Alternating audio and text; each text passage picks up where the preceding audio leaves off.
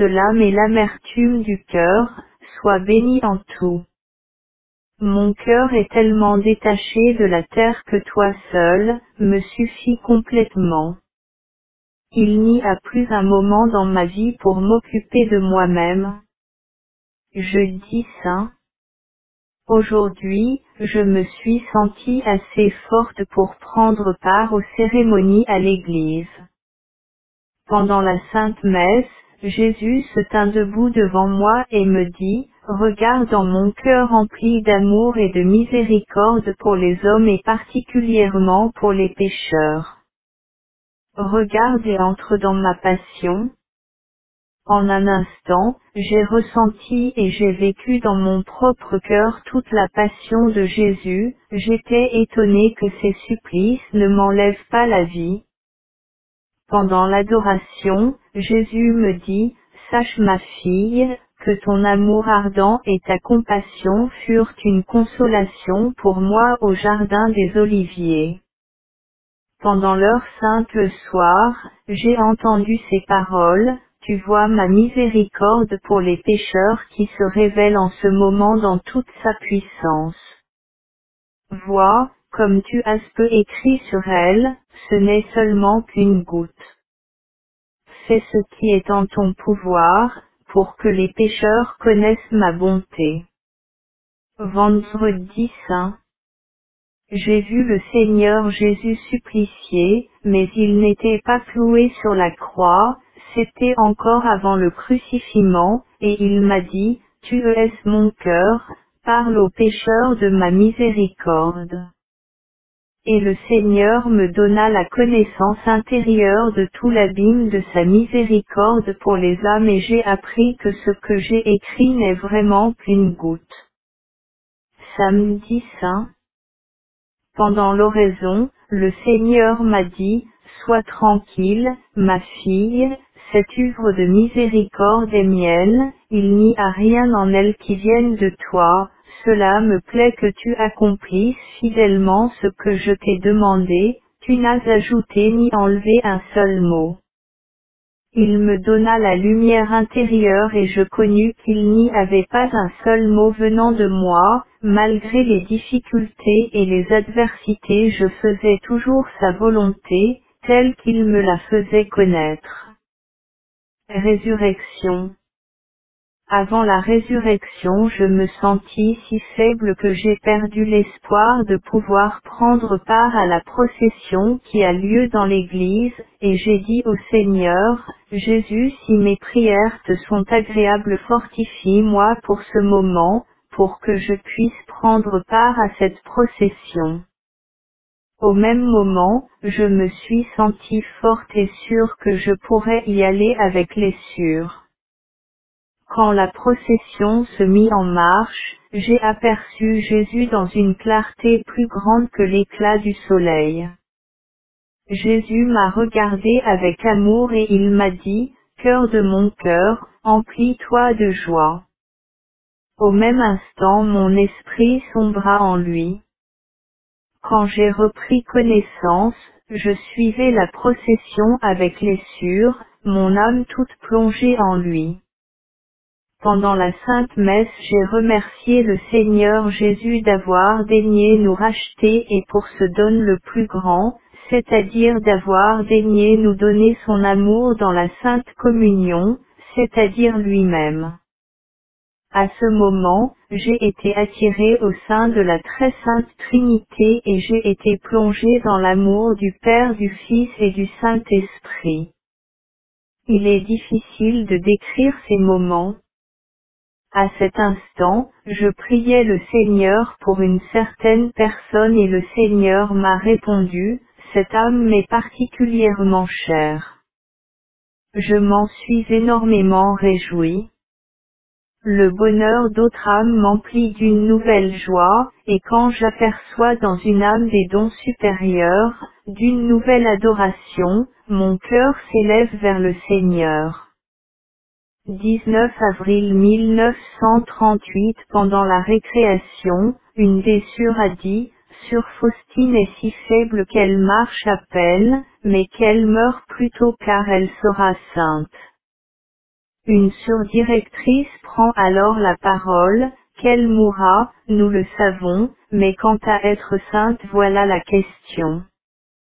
Alors ont commencé des allusions acérées à ce sujet. Je gardais le silence, j'ai dit un mot, mais voyant que la conversation devenait plus agitée, j'ai de nouveau gardé le silence. Je reçois maintenant des lettres de consuresses qui sont dans d'autres maisons et qui étaient avec moi au noviciat, parfois j'en ris et m'en amuse beaucoup. En voici un exemple, ma chère sœur Faustine, nous sommes bien tristes de vous savoir si gravement malade, nous nous réjouissons cependant, car quand le Seigneur Jésus vous prendra, ma sœur, vous pourrez prier pour nous, car vous pouvez beaucoup auprès du Seigneur. Une sœur s'exprima ainsi, quand vous mourrez ma sœur, veuillez m'entourer d'une protection particulière, car vous pouvez le faire pour sûr. Une autre sœur écrivit ainsi, j'attends tellement le jour où le Seigneur Jésus vous prendra, ma sœur, car je sais ce que sera et je désire beaucoup la mort pour vous. Je voulais lui demander ce qu'elle pensait de ma mort mais je me suis mortifiée et j'ai répondu, il en sera de même pour moi pécheresse, que pour les autres pécheurs si la miséricorde divine ne protège pas. 20 avril 1938 Départ pour Pradnik. Je m'affligeais beaucoup d'être dans une salle commune et d'être exposé à différentes choses, si ce n'était que pour une semaine ou deux, mais c'est si longtemps, 2 mois et peut-être plus.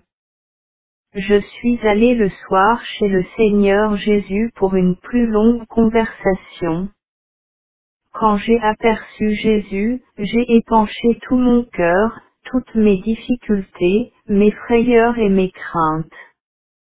Jésus m'a écouté avec amour, et puis il a dit, sois tranquille, mon enfant, je suis avec toi, pars dans le plus grand calme.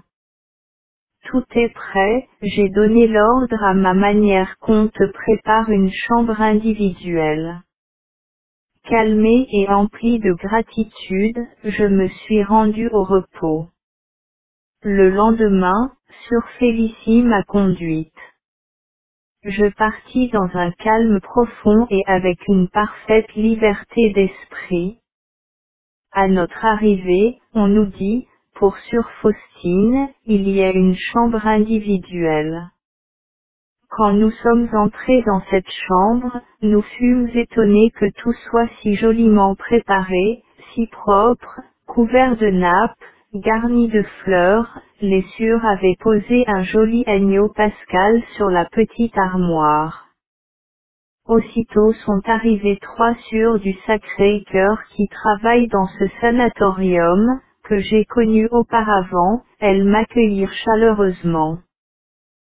Sœur Félicie s'étonna de tout cela, nous nous sommes dit adieu chaleureusement et elle est partie. Quand je suis resté seul à seul avec le Seigneur Jésus, je l'ai remercié pour cette grande grâce. Jésus m'a dit, sois tranquille, je suis avec toi. Fatigué, je m'endormis. La sœur qui s'occupe de moi est venue le soir, demain vous n'aurez pas le Seigneur Jésus, ma sœur, car vous êtes très fatigué, et plus tard nous verrons comment cela sera. Cela m'a fait extrêmement mal, mais très calmement j'ai répondu, bien. M'en remettant complètement au Seigneur, je tâchais de m'endormir. Le lendemain matin je fis ma méditation et me suis préparé à la Sainte Communion, bien que ne devant pas avoir le Seigneur Jésus. Or, quand mon désir et mon amour arrivèrent au plus haut degré, je vis soudain près de mon lit un séraphin, qui me donna la Sainte Communion, en prononçant ces paroles, voilà le Seigneur des anges. Après avoir reçu le Seigneur, mon esprit se plongea dans l'amour divin et l'étonnement. Cela se répéta pendant 13 jours, cependant je n'avais pas la certitude que le lendemain il me l'apporterait, mais m'en remettant à Dieu, je faisais confiance à la bonté divine, mais je n'osais même pas penser si demain je recevrais la Sainte Communion de la même manière. Une grande clarté entourait le séraphin, la divinité et l'amour divin se reflétaient en lui. Il portait un vêtement doré, recouvert d'un surplis transparent et d'une étole transparente. Le calice était en cristal couvert d'un voile transparent. Dès qu'il m'avait donné le Seigneur, il disparaissait. Quand une fois j'eus un certain doute qui s'éveilla en moi un peu avant la Sainte Communion, alors le séraphin apparut avec le Seigneur Jésus. J'ai cependant interrogé le Seigneur Jésus et n'ayant pas de réponse, j'ai dit au séraphin, ne pourrais-tu pas me confesser? Et il me répondit, aucun esprit au ciel n'a ce pouvoir. Au même instant la Sainte Hostie reposa sur mes lèvres. Dimanche, la sœur qui s'occupe des malades me dit, eh bien. Aujourd'hui le prêtre vous apportera le Seigneur Jésus, ma sœur. J'ai répondu, c'est bien. Et il me l'apporta. Après quelque temps, j'ai reçu la permission de me lever et j'allai donc à la Sainte Messe et chez le Seigneur. Après le premier examen, le médecin constata un état grave. Nous supposons, ma sœur, que vous avez ce dont vous m'avez parlé, mais Dieu Tout-Puissant peut tout. Lorsque je suis rentré dans ma chambre, je me suis plongé dans une oraison d'action de grâce pour tout ce que le Seigneur m'a envoyé pendant toute ma vie, je me suis complètement soumise à sa sainte volonté. Une immense joie et une paix profonde ont inondé mon âme. Je sentais un calme si profond que si la mort était venue à ce moment-là je ne lui aurais pas dit attends, car j'ai encore des affaires à régler. Non, mais je l'aurais salué avec joie, car je suis prête à la rencontre du Seigneur, non seulement aujourd'hui, mais depuis le moment où j'ai mis toute ma confiance en la miséricorde divine, m'en remettant complètement à sa sainte volonté pleine de miséricorde et de pitié. Je sais ce que je suis de moi-même. Dimanche de Quasimodo. Je me suis offerte au Seigneur à nouveau aujourd'hui en holocauste pour les pécheurs. Mon Jésus, si la fin de ma vie approche déjà, je te supplie en toute humilité, accepte ma mort en union avec toi, comme l'holocauste que je t'offre aujourd'hui en toute lucidité et avec toute ma volonté, dans un triple but, premièrement pour que l'œuvre de ta miséricorde se répande dans le monde entier, et que cette fête de la miséricorde divine soit approuvée et célébrée. Deuxièmement pour que les pécheurs recourent à ta miséricorde, éprouvant les inexprimables effets de cette miséricorde, et surtout les âmes agonisantes. Troisièmement pour que la totalité de l'œuvre de ta miséricorde se réalise d'après tes désirs, et aussi pour une certaine personne qui dirige cette œuvre. Accepte, très miséricordieux Jésus, cette pauvre offrande que je te fais aujourd'hui en présence du ciel et de la terre. Que ton très saint cœur plein de miséricorde complète ce qui manque à mon offrande et qu'il l'offre à ton Père pour la conversion des pécheurs. J'ai soif des âmes, ô Christ. À cet instant la lumière divine me pénétra et je me sentis la propriété exclusive de Dieu, et j'ai ressenti la plus entière liberté d'esprit, dont je n'avais aucune idée auparavant, et au même moment, j'ai aperçu la gloire de la miséricorde divine et des inconcevables multitudes d'âmes qui glorifiaient sa bonté. Mon âme entière s'abîma en Dieu et j'ai entendu ces paroles, tu es ma fille la plus chère. Cette présence sensible de Dieu dura pendant toute la journée. 1er avril 1938.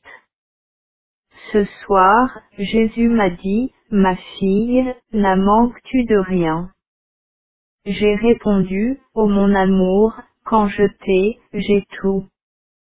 Et le Seigneur répondit, si les âmes s'en remettaient complètement à moi, je me chargerais seul de les sanctifier et les comblerais de plus grandes grâces encore. Il y a des âmes qui font échouer mes efforts, mais je ne me décourage pas, à chaque fois qu'elles se tournent vers moi, je me hâte de les secourir, les abritant de ma miséricorde, et je leur donne la première place dans mon cœur plein de pitié. Écrit pour les âmes religieuses que mon délice est de venir dans leur cœur par la Sainte Communion, mais si dans ce cœur, il y a quelqu'un d'autre, je ne peux le supporter et j'en sors au plus vite, emportant avec moi tous les dons et les grâces que j'avais préparés pour elle, et l'âme ne s'aperçoit même pas de ma sortie. Après quelque temps un vide intérieur et le mécontentement attireront son attention. Oh! Si elle pouvait se tourner alors vers moi, je l'aiderais à purifier son cœur, je ferais tout dans son âme, mais à son insu et sans son consentement, je ne puis gouverner en son cœur. Je suis souvent en relation avec des âmes à l'agonie, leur obtenant la miséricorde divine. Oh! Comme la bonté de Dieu est grande, plus grande que ce que nous pouvons concevoir. Il y a des moments et des mystères de la miséricorde divine à la vue desquels les cieux sont surpris. Que cessent nos jugements sur les âmes car la miséricorde divine envers elles est étonnante. Aujourd'hui pendant l'heure sainte, j'ai prié le Seigneur Jésus de daigner m'instruire sur la vie intérieure. Jésus me répondit, ma fille, observe fidèlement les paroles que je vais te dire, ne donne pas une trop grande valeur à aucune chose extérieure même si elle te paraissait très chère. Quitte toi-même, et demeure sans cesse avec moi. Confie-moi tout, ne fais rien à ta guise et tu vivras toujours dans une grande liberté d'esprit, aucune circonstance, ni aucun événement ne sera capable de te la troubler. Ne fais pas attention aux paroles humaines, permets à chacun de te juger à son gré. Ne t'explique pas, cela ne te fera pas de mal. Rends tout à la première demande, même si c'était les choses les plus nécessaires, ne demande rien avant de m'avoir consulté. Permets qu'on te prenne même ce qui te revient de droit, la considération, la bonne renommée, que ton esprit soit au-dessus de tout cela. Et ainsi libéré de tout, repose-toi près de mon cœur, ne permets à rien de troubler ton calme. Mon élève, médite les paroles que je t'ai dites. Ô mon amour, mon Maître éternel, comme il est bon d'obéir, car avec l'obéissance pénètre dans l'âme la vigueur et la force d'agir.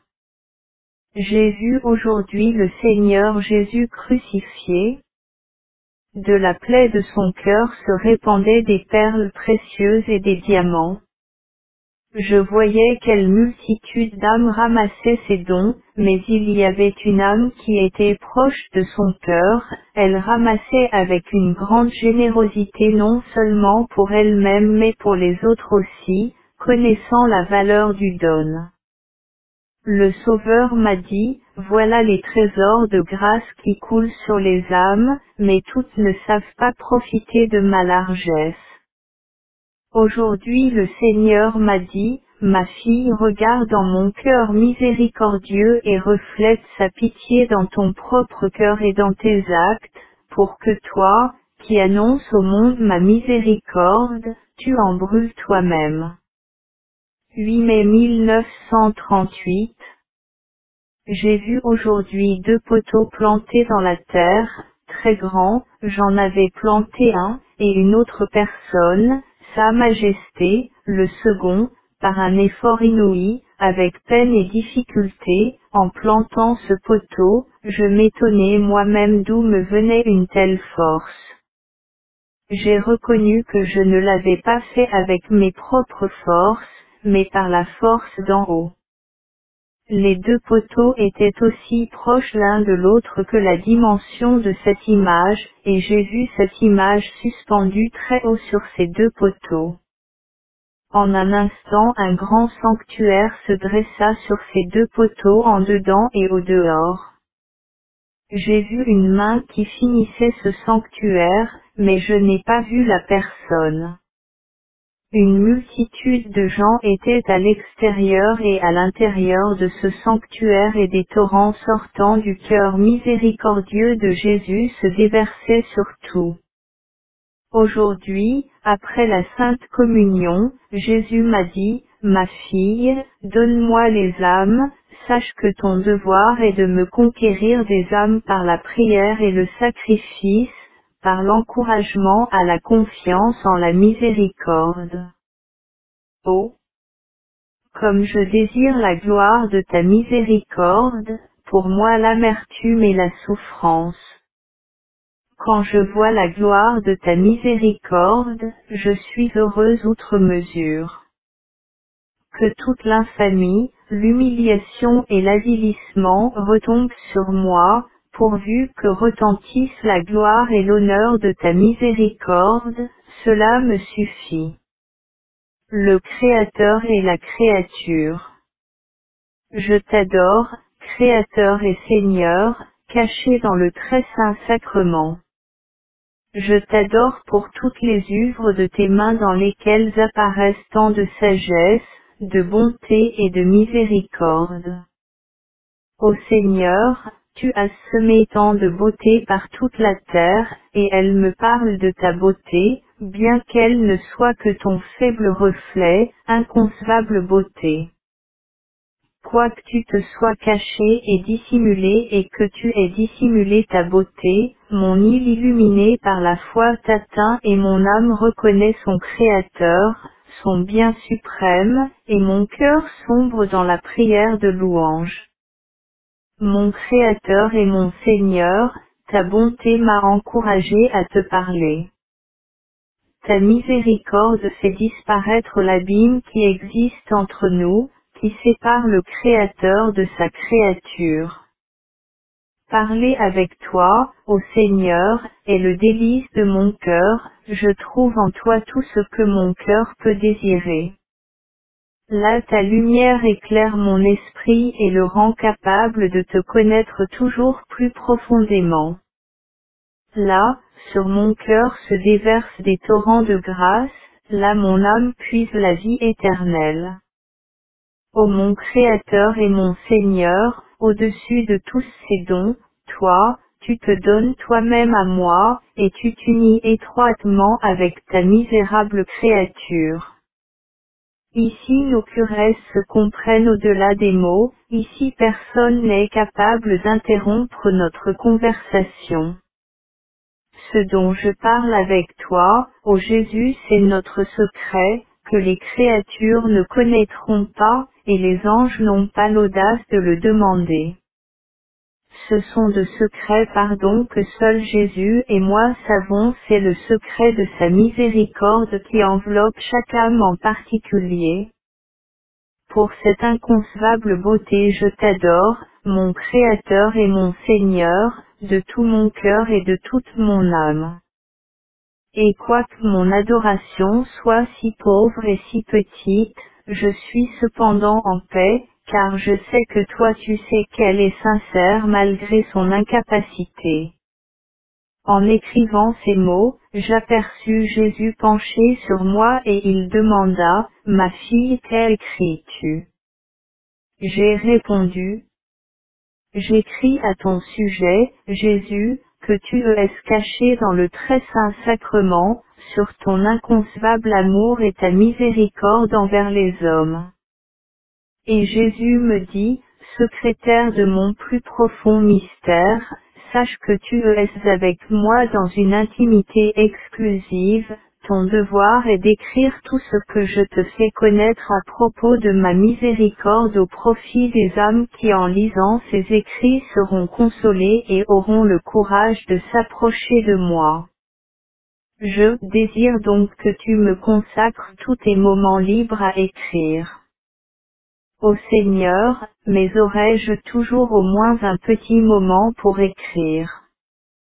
Et Jésus me répondit, ce n'est pas ton affaire d'y penser, fais seulement tout ce que tu peux, j'arrangerai toujours les circonstances de manière à ce que tu puisses remplir facilement ce que j'exige de toi. Aujourd'hui est venue me voir une personne laïque à cause de laquelle j'avais eu de grands désagréments, elle avait abusé de ma bonté en disant beaucoup de mensonges. Lorsque je l'ai aperçue, au premier instant, mon sang s'est glacé dans mes veines, car tout ce que j'ai dû souffrir à cause d'elle se présenta à mes yeux, bien que j'eusse pu m'en délivrer par un seul mot. L'idée me vint de lui faire connaître la vérité catégoriquement et immédiatement. Mais au même moment la miséricorde divine se présenta à mes yeux et j'ai résolu d'agir envers elle comme Jésus aurait agi à ma place. J'ai commencé à lui parler avec douceur et quand elle a exprimé le désir de me parler seul à seul, alors je lui ai clairement fait connaître le triste état de son âme d'une manière très délicate. J'ai vu sa profonde émotion, bien qu'elle le cachât devant moi. À ce moment une autre personne entra et notre conversation seul à seul prit fin. Cette personne me demande un verre d'eau et encore deux autres choses, ce que j'ai fait volontiers. Mais sans la grâce de Dieu, je n'aurais pas été capable de me conduire de la sorte envers elle. Quand ces personnes sont parties, j'ai remercié Dieu pour la grâce, qui m'a soutenu durant tout ce temps. Soudain j'ai entendu ces paroles, je me réjouis de ce que tu aies agi comme ma vraie fille. Sois toujours miséricordieuse, comme moi je suis miséricordieux. Aime tout le monde, pour l'amour de moi, même tes pires ennemis, pour que ma miséricorde puisse se refléter dans toute sa plénitude dans ton cœur. Ô Christ, quoi qu'il faille faire tant d'efforts, avec ta grâce on peut tout. Aujourd'hui, je me sens assez bien et j'étais contente de pouvoir faire l'heure sainte. Quand j'ai commencé l'heure sainte, au même instant mes souffrances physiques augmentèrent à tel point que je fus incapable de prier. Quand l'heure sainte fut finie, mes souffrances cessèrent aussi, et je me plaignais au Seigneur, parce que je désirais tant me plonger dans son amère passion et que ma souffrance ne me l'avait pas permis. Alors Jésus m'a répondu, sache, ma fille, que lorsque je te fais ressentir et connaître plus profondément mes souffrances, c'est ma grâce, mais lorsque ton esprit s'égare et que tes souffrances sont grandes, alors tu prends véritablement part à ma passion et je te rends complètement semblable à moi. Il t'appartient de te soumettre à ma volonté à ces moments-là plus qu'à n'importe quel autre moment. J'accompagne souvent les âmes agonisantes et je leur obtiens la confiance en la miséricorde divine, je supplie Dieu de leur donner toute la grâce divine, qui est toujours victorieuse. La miséricorde divine atteint parfois le pécheur au dernier moment, d'une manière étrange et mystérieuse.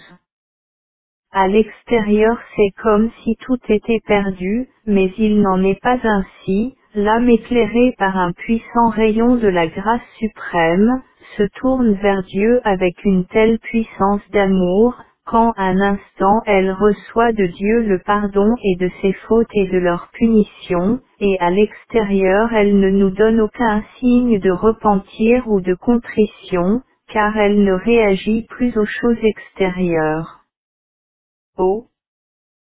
Que la miséricorde divine est insondable. Mais horreur, il y a aussi des âmes, qui volontairement et consciemment rejettent cette grâce et la dédaignent.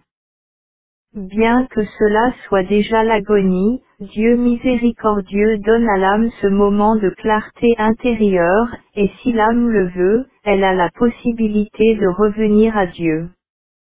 Mais parfois, il y a chez les âmes un tel endurcissement, qu'elles choisissent consciemment l'enfer, elles font échouer toutes les prières que d'autres dirigent vers Dieu à leur intention, et même les efforts de Dieu. GMJ. Solitude, mes moments préférés.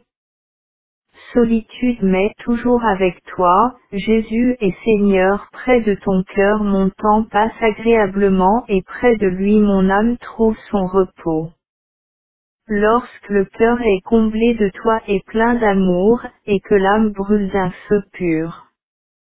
Alors au milieu du plus grand abandon, l'âme n'éprouvera pas la solitude car c'est sur ton sein qu'elle repose. Ô solitude, moment de la plus haute présence, toi délaissé par toutes les créatures. Je plonge entière dans l'océan de ta divinité. Et toi, tu écoutes mes confidences avec douceur. Ce soir, le Seigneur m'a demandé, n'as-tu pas quelque désir en ton cœur? J'ai répondu, j'ai un très grand désir, c'est de m'unir à toi pour les siècles. Et le Seigneur me répondit, cela arrivera bientôt. Mon enfant la plus chère, chacun de tes mouvements se reflète en mon cœur, mon regard repose avec bienveillance sur toi avant de se poser sur les autres créatures. J'ai demandé au Seigneur aujourd'hui qu'il daigne m'instruire de la vie intérieure, car de moi-même je ne puis rien comprendre, ni penser de parfait. Et le Seigneur m'a répondu, j'étais ton maître, je le suis et le serai, tâche de rendre ton cœur semblable à mon cœur doux et humble. Ne revendique jamais tes droits. Tout ce qui t'arrive, supporte-le avec calme et avec patience, ne te défends pas quand toute la honte tombera injustement sur toi, permets aux autres de triompher. Ne cesse pas d'être bonne quand tu t'apercevras que l'on abuse de ta bonté, lorsque ce sera nécessaire, je revendiquerai tes droits moi-même. Sois reconnaissante pour ma plus petite grâce, car cette reconnaissance me contraint à t'accorder de nouvelles grâces. Vers la fin du chemin de croix que j'étais en train de faire, Jésus commença à se plaindre des âmes religieuses et sacerdotales, du manque d'amour chez les âmes choisies. Je permettrai que les couvents et les églises soient détruits. J'ai répondu, Jésus, mais il y a tant d'âmes qui te louent dans les couvents. Le Seigneur répondit, cette louange blesse mon cœur, car l'amour est banni des couvents.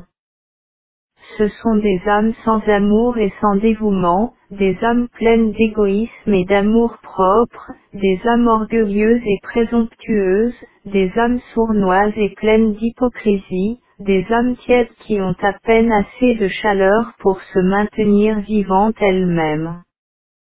Mon cœur ne peut supporter cela. Toutes les grâces que je déverse sur elles chaque jour, s'écoulent comme sur un rocher. Je ne peux les supporter car elles ne sont ni bonnes ni mauvaises. C'est pour sanctifier le monde que j'ai suscité les couvents, c'est d'eux que doit jaillir une ardente flamme d'amour et de sacrifice. S'ils ne se convertissent pas et ne brûlent pas de la flamme du premier amour, je les ferai disparaître de ce monde.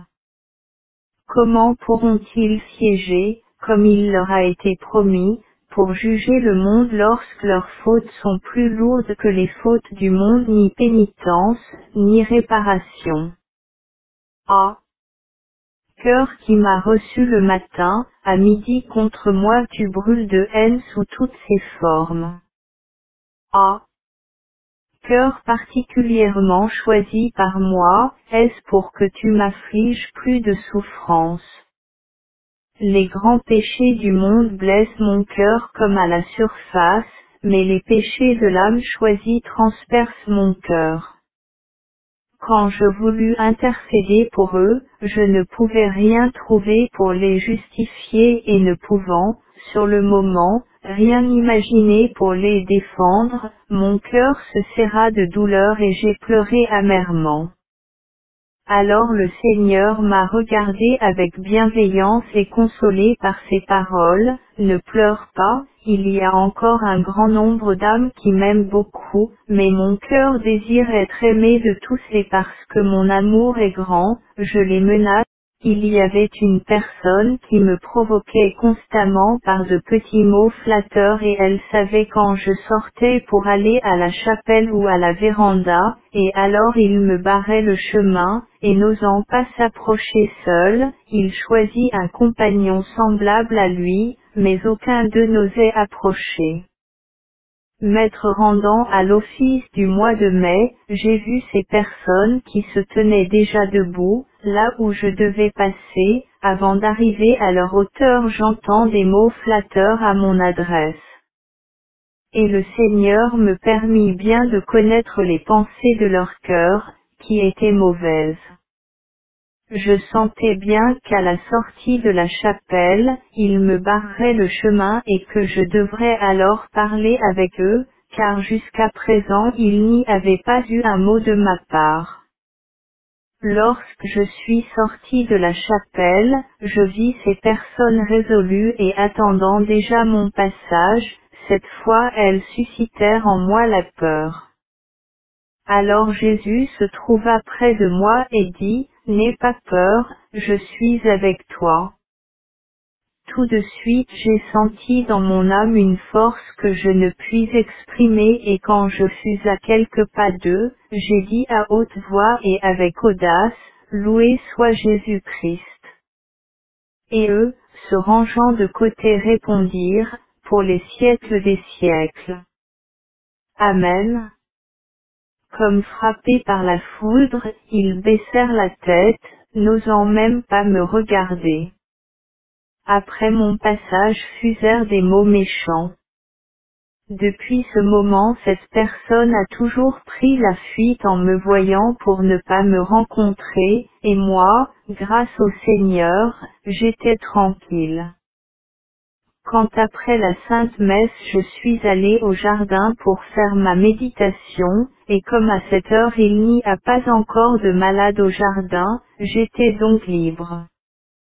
Alors que je méditais sur les bienfaits de Dieu, mon cœur s'enflammait d'un amour si fort qu'il me semblait que ma poitrine allait exploser.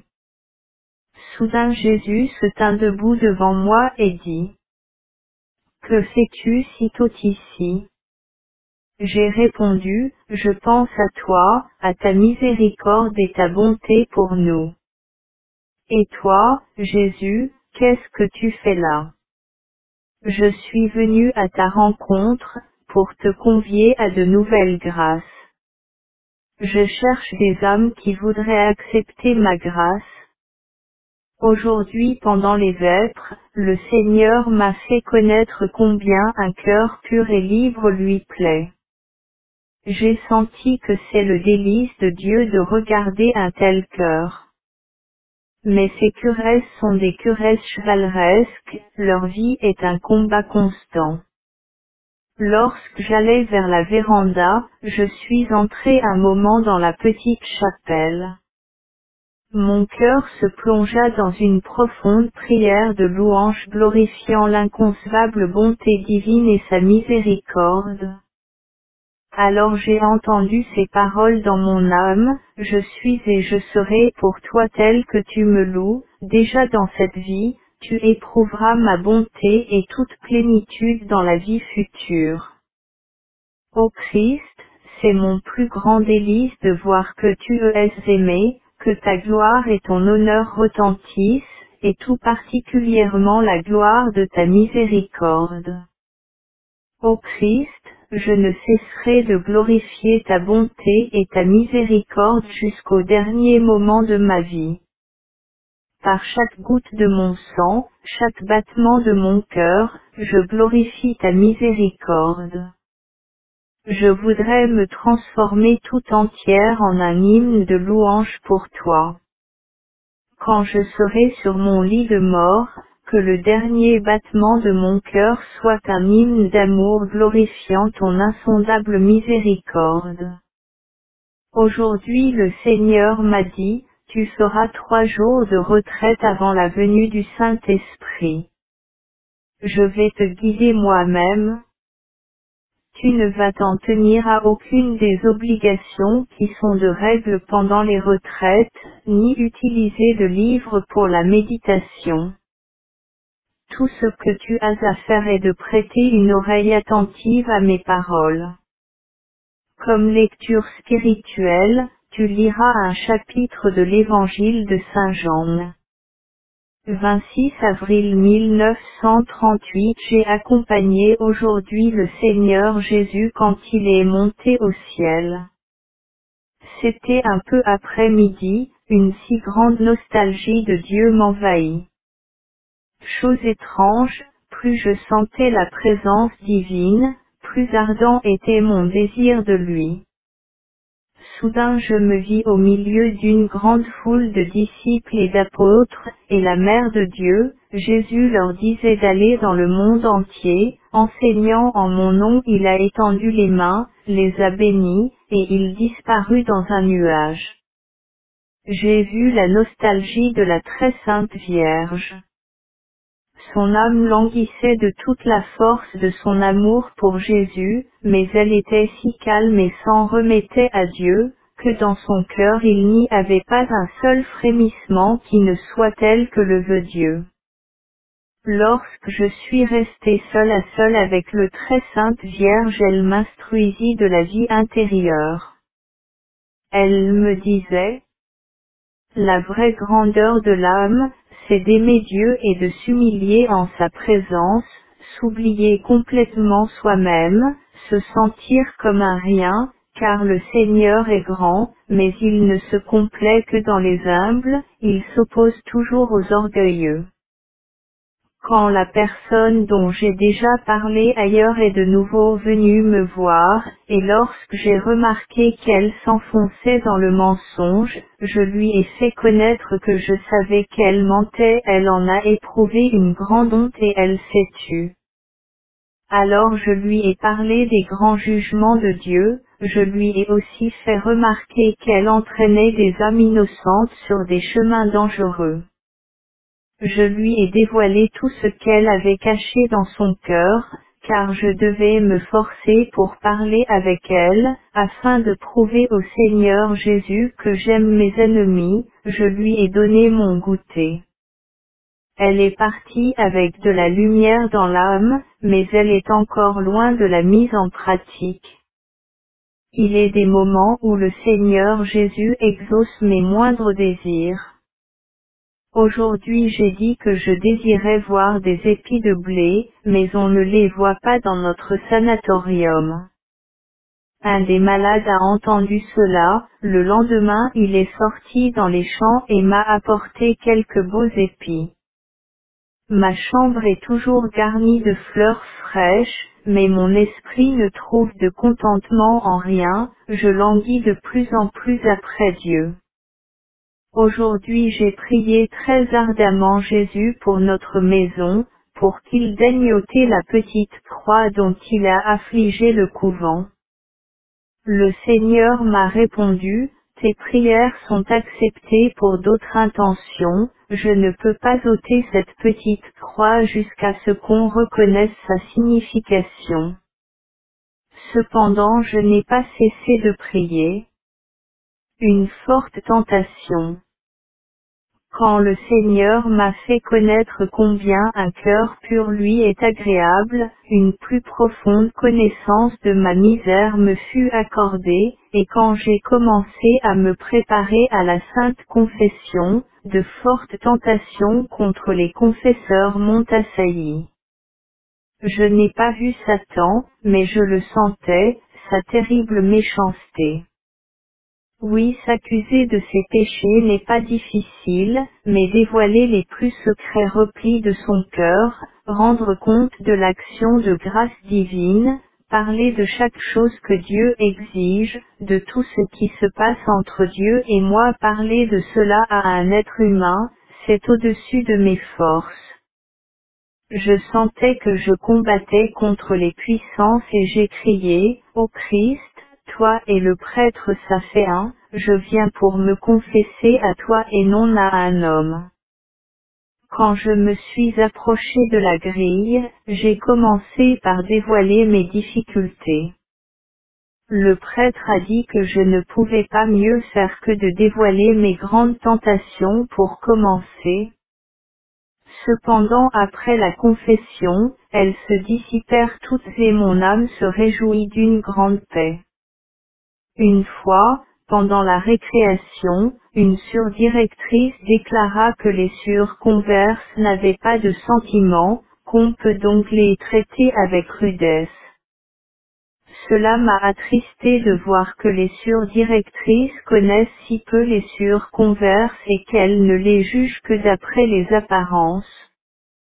J'ai parlé aujourd'hui avec le Seigneur qui m'a dit, il y a des âmes dans lesquelles je ne peux rien faire, ce sont les âmes qui observent constamment les autres et ne savent pas ce qui se passe dans leur propre intérieur. Elles parlent constamment des autres même pendant le temps de silence strict qui est destiné à converser avec moi. Pauvres âmes, elles n'entendent pas mes paroles et leur intérieur reste vide, elles ne me cherchent pas à l'intérieur de leur propre cœur, mais dans le bavardage où je ne suis jamais. Elles sentent leur vide, et pourtant elles ne reconnaissent pas leur propre faute, et les âmes dans lesquelles je règne pleinement sont pour elles de constants remords de conscience. Au lieu de se corriger, la jalousie grandit dans leur cœur et, si elles ne reviennent pas à la raison, elles s'enfoncent plus encore. Le cœur jusque-là jaloux, commence à devenir haineux. Elles se trouvent déjà au bord de l'abîme, elles sont jalouses de mes dons pour les autres âmes, tandis qu'elles-mêmes ne savent pas et ne veulent pas les accepter. Demeurer à tes pieds, Dieu caché, c'est le délice et le paradis de mon âme. Ici tu me permets de te connaître, inconcevable. Et tu me dis doucement, donne-moi ton cœur, donne. Une conversation silencieuse, avec toi, seul à seul, c'est vivre les instants réservés aux habitants célestes. Et dire à Dieu, je te donne mon cœur, Seigneur, je te le donne. Et toi, grand et inconcevable, tu l'acceptes aimablement. L'amour et la douceur sont la vie de mon âme, et ta présence permanente dans mon âme. Je vis sur cette terre en constante extase. Et comme un séraphin, je répète, Hosanna. Ô caché, avec ton corps, ton âme et ta divinité, sous la simple apparence du pain. Tu es ma vie, de toi jaillit pour moi une multitude de grâces, tu surpasses pour moi les délices célestes. Lorsque dans la communion tu viens t'unir à moi, ô Dieu, je sens alors ma grandeur inconcevable qui découle de toi sur moi, ô Seigneur, je l'avoue humblement, et malgré ma misère, avec ton aide, je puis devenir sainte. Pendant la Sainte Messe j'ai appris qu'un prêtre ne faisait pas grand-chose dans les âmes, car il ne pense qu'à lui, donc il est seul, la grâce de Dieu fuit. Il se base sur des choses extérieures et futiles qui n'ont aucune signification aux yeux de Dieu, et si fier, il rabâche de creux bavardages, se fatiguant lui-même sans profit. Il y a des moments que Jésus me fait comprendre dans l'âme, et alors tout ce qui existe sur terre est à mon service, les amis et les ennemis, les succès et les insuccès, tout doit concourir à me servir, qu'on le veuille ou non. Je n'y pense pas du tout, je tâche d'être fidèle à Dieu, de l'aimer jusqu'à l'oubli complet de moi-même. Lui-même a soin de moi et combat mes ennemis. Après la communion, lorsque j'ai fait entrer Jésus dans mon cœur, je lui ai dit: Mon amour règne dans les plus secrets replis de mon cœur, là où commencent mes plus secrètes pensées, dans le sanctuaire caché où toi seul as le droit d'entrer, là où la pensée humaine n'est pas capable de pénétrer. Demeure toi seul, et que tout ce que je fais extérieurement vienne de toi, j'aspire à ce que tu te sentes chez toi dans ce sanctuaire. J'ai entendu ces paroles, si tu me liais pas les mains, j'enverrais beaucoup de punitions sur la terre, ma fille, ton regard désarme ma colère, bien que tes lèvres se taisent, tu m'appelles si puissamment que tout le ciel en est remué. Je ne peux fuir devant ta demande, car tu ne me poursuis pas au loin mais dans ton propre cœur. Quand l'âme d'une certaine demoiselle est venue chez moi dans la nuit, elle m'a fait sentir sa présence en me faisant savoir qu'elle avait besoin de ma prière. J'ai prié un moment, mais son esprit ne me quittait pas. Je lui ai dit alors en pensée, si tu es du bon esprit, laisse-moi en paix et les indulgences que je gagnerai pour toi demain seront pour toi. À ce moment, cet esprit a quitté ma chambre, j'ai compris qu'elle est au purgatoire. Aujourd'hui, j'ai ressenti plus intensément que d'autres fois, la passion du Seigneur dans mon corps. J'ai senti que c'était pour un pécheur mourant.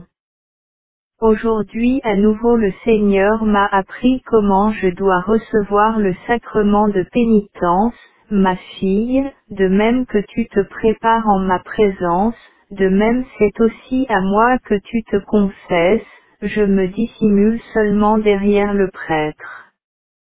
N'analyse jamais quel est le prêtre derrière lequel je me suis dissimulé, ouvre ton âme en confession comme tu le ferais devant moi, et je comblerai ton âme de ma lumière.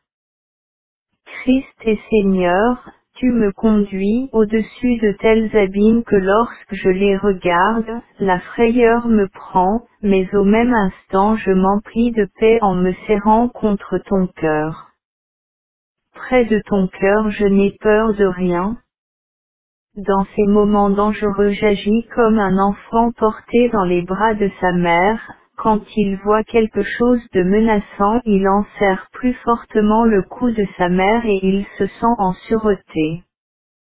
Parfois je vois des pièges tendus pour elle-même par des âmes qui ne devraient pas le faire. Je ne me défends pas, mais je me confie plus totalement à Dieu qui voit dans les curesses, et je vois comme ces âmes s'enferment elles-mêmes dans ces pièges. Ô mon Dieu, que tu es juste et bon. Écrit, je suis 3 fois saint et j'ai dégoût pour le plus petit péché. Je ne peux aimer une âme souillée par le péché, mais lorsqu'elle se repent, il n'y a pas de limite à sa largesse que j'ai envers elle. Ma miséricorde l'enveloppe et la justifie. Je poursuis de ma miséricorde les pécheurs sur tout leur chemin et mon cœur se réjouit quand ils reviennent à moi. J'oublie les amertumes dont ils abreuvent mon cœur, et je me réjouis de leur retour. Dis aux pécheurs qu'aucun n'échappera à ma main. S'ils fuient mon cœur miséricordieux, ils tomberont dans les mains de ma justice. Dis aux pécheurs que je les attends toujours, je prête une oreille attentive au battement de leur cœur quand il bat pour moi. Écris que je leur parle par leurs remords de conscience, par les insuccès et les souffrances, par les orages et la foudre, je leur parle par la voix de l'Église, et s'ils font échouer toutes mes grâces, je commence à me fâcher contre eux, les abandonnant à eux-mêmes, je leur donne ce qu'ils désirent. Ô mon Jésus, toi seul, connais mes efforts. Je suis soi-disant mieux, c'est-à-dire que je peux sortir sur la véranda et ne plus rester au lit. Je vois et me rends clairement compte de ce que se passe avec moi, malgré la sollicitude des supérieurs et les soins de médecins, ma santé disparaît et s'enfuit, mais je me réjouis énormément de ton appel, mon Dieu, mon amour, car je sais qu'au moment de la mort, ma mission commencera. Oh, comme je désire être détaché de mon corps. Ô mon Jésus, tu sais que dans tous mes désirs, je veux toujours voir ta volonté. De moi-même, je ne voudrais ni mourir une minute plus tôt ni vivre une minute de plus, ni que mes souffrances diminuent, ni qu'elles augmentent, mais je désire seulement que tout se fasse selon ta sainte volonté, quoique de grands enthousiasmes et grands désirs enflamment mon cœur, mais jamais avant ta volonté. Je recours à ta miséricorde, Dieu clément, toi qui seul es bon. Quoique ma misère soit grande et mes fautes nombreuses, j'ai cependant confiance en ta miséricorde, car tu es le Dieu de miséricorde, et dans tous les siècles on n'a pas entendu dire, le ciel ni la terre ne se souviennent, qu'une âme confiante en ta miséricorde ait été déçue.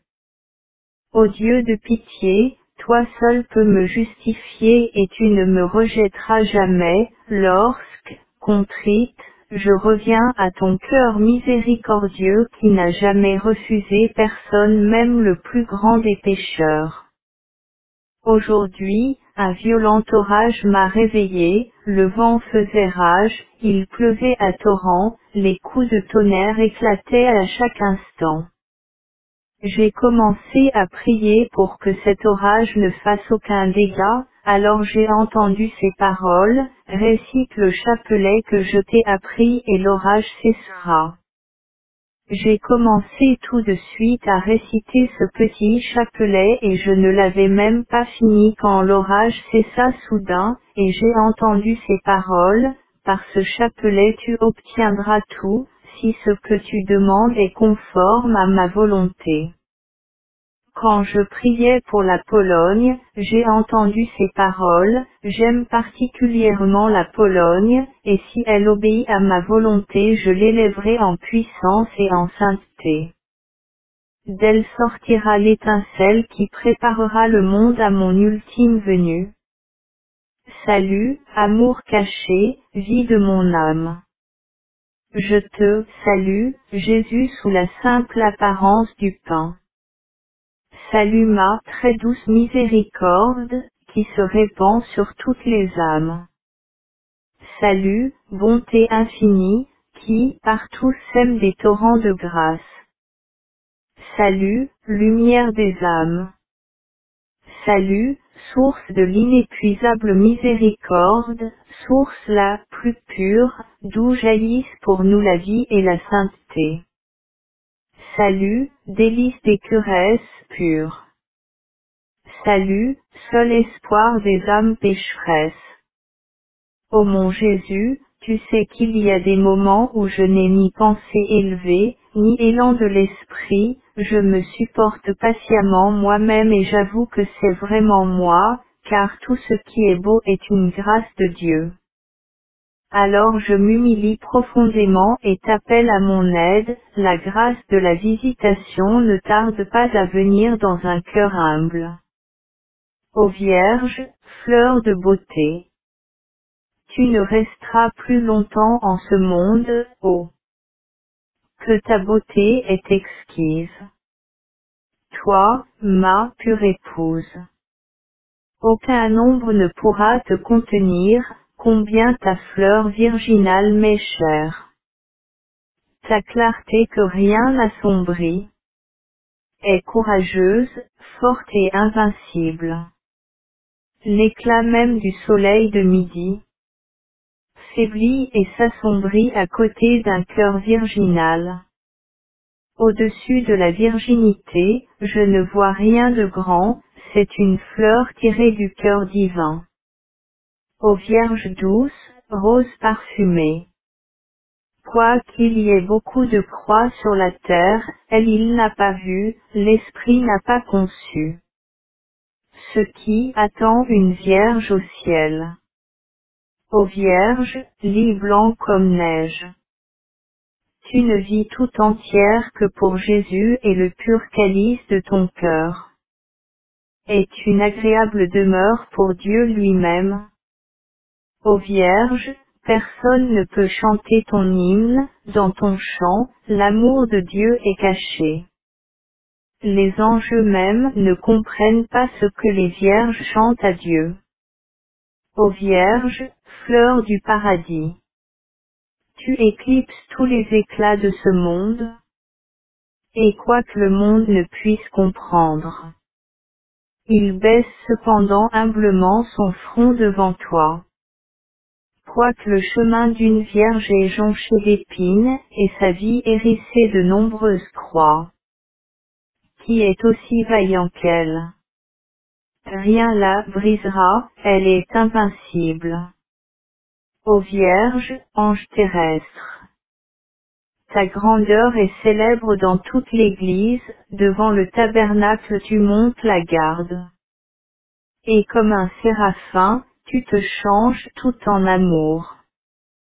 Un jour, sur la véranda j'ai su qu'une certaine personne était tourmentée par de grandes tentations concernant la Sainte Confession, il lui semblait que ce n'était pas un secret, je connaissais l'état de cette âme, mais je n'entamais pas la conversation.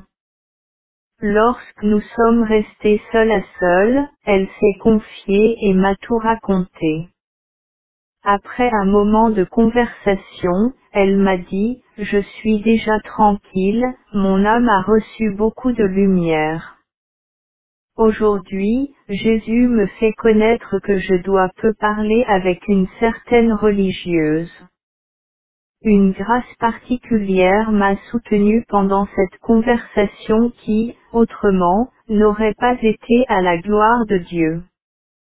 Le Seigneur m'a dit, entre souvent au purgatoire, car on a besoin de toi là-bas.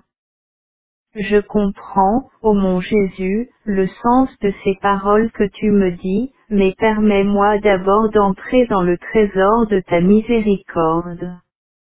Écris, ma fille, que je suis la miséricorde même pour l'âme contrite.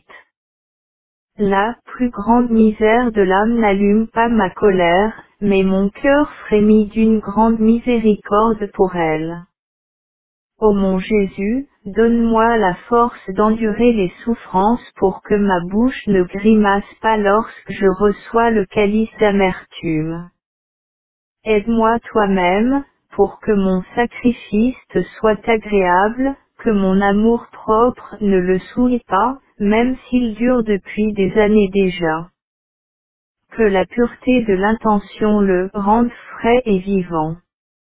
Un incessant combat, un constant effort, telle est ma vie, pour accomplir ta sainte volonté, mais que tout ce qui est en moi te glorifie, ô Seigneur, et la misère, et la puissance. L'infinie bonté de Dieu dans la création des anges. Dieu, qui en toi-même est ce bonheur et qui n'a nul besoin des créatures pour ce bonheur, car tu es en toi-même la plénitude de l'amour, cependant dans ton infinie miséricorde tu appelles à l'existence les créatures et tu leur donnes part à ton bonheur éternel et à ton éternelle vie intérieure dont tu vis. Un seul Dieu en trois personnes. Dans ton insondable miséricorde, Tu as créé les esprits angéliques et tu les as admis dans ton amour, dans ta divine intimité. Tu les as rendus capables de l'amour éternel, quoique tu les aies comblés, Seigneur, si généreusement de l'éclat de la beauté et de l'amour, ta plénitude n'en a pas été diminuée pour autant, ô Dieu, et leur beauté est